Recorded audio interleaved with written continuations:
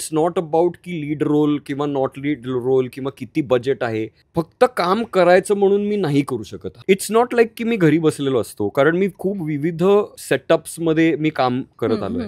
कधी कधी मी फक्त 2 वर्ष काहीच शूटिंग न करता मी एका नाटकाला दिलेले आहे. See, people perceive it as choosy. I don't think I am चूझी.